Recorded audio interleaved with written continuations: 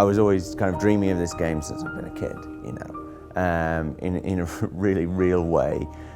I didn't think, oh, I'll make that game. I just thought, wouldn't it be cool if there was a game where, and I think everyone has had that. I think I heard somebody saying it's like a pitch from a child, basically, which is like, you know, there'll be a universe and you can go everywhere and you can have a ship and you can shoot lasers and, you know, all that kind of thing. It's like the most childish idea for a game in the world. And it was really fueled by sci-fi as I had always experienced it, which was books that I'd grown up with, like actual science fiction. We always knew that we wanted to make No Man's Sky. At the time, that was called Project Skyscraper, because we wanted a big, ambitious name for it. But we always knew the type of game we wanted to make, and we'd known it before we even started Hello Games, and we had talked about it at that point. And we knew that Joe Danger was going to be a stepping stone towards that. The Joe Danger series, which was like 4 games in the end, like 2 on console and 2 on mobile, they were like a complete labor of love, you know. Like, I love those games still. A lot of people did, and they were way more successful than we thought they would be or had any right to be, because we were so terrible at everything apart from making games.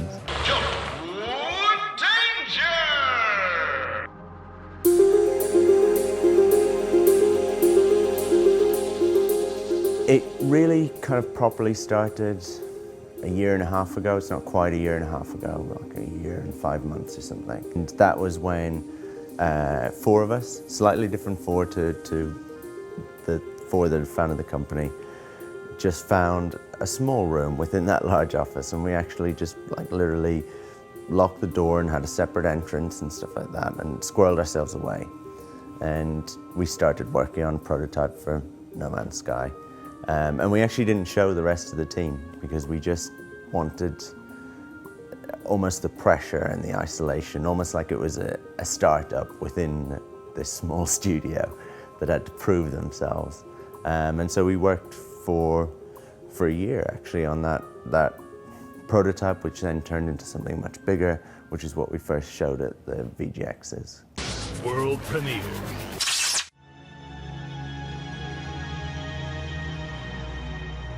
Christmas Eve, I got like a text and then a call saying like the office is starting to flood. This kind of space that we had done up ourselves and everything that was like, you know, kind of quite personal to us, I guess, was pretty much kind of wiped out within a few hours, basically.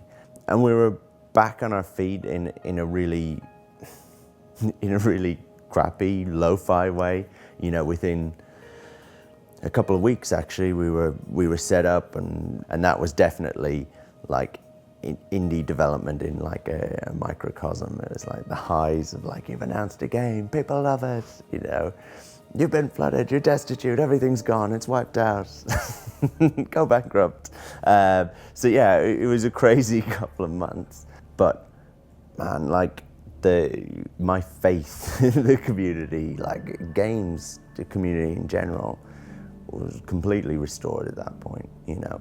And times like this at E3, we've had so much positivity about the game, you know, like you just never see that, where people really get behind something in such a big way.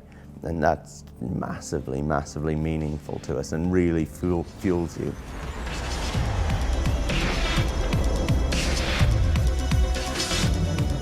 There is this thing that it's set in this infinite, procedurally generated universe, but that's actually not why we're making the game. We're not making some sort of tech demo or something like that. We had the idea of making a game that felt true to the kind of sci-fi books that we'd grown up with, the kind of idea of that, the fantasy of that. And we wanted to deliver on that, and to do that we had to create the universe for you to explore, because that's the feeling that we wanted you to have for one of the first times in games to actually land on a planet and for nobody to know what was on that planet. Not the creator of the game, not anyone else, because no one else has ever been there before.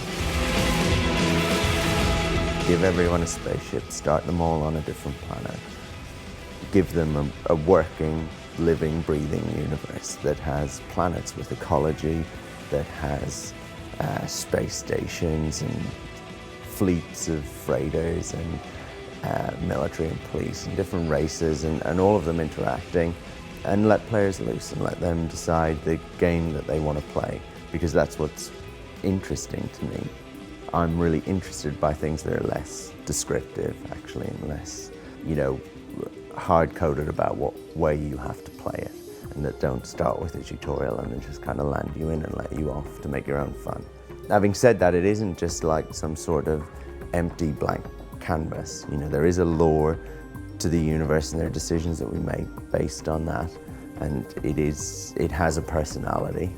It is generally a pretty dangerous place to be, as it should be kind of for sci-fi. It isn't just some ambient utopia, right? You are always in danger.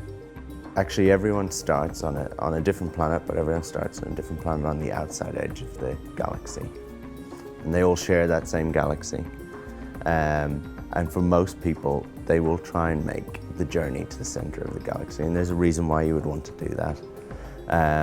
But that is a journey that they will undertake, and to do that, they will need to upgrade their ship, upgrade their weapons, upgrade their suit, and they will need to plan, and they will need to cooperate with other players to an extent, and they will actually need to be quite clever. And there is a game beyond that, and you can continue to play. But for a lot of people, that's the core journey that they will be on. They will think, I started out with the smallest, crappiest ship you could imagine, and I got to a point where I could get to the center of the galaxy and see what was there. And we want that to be significant.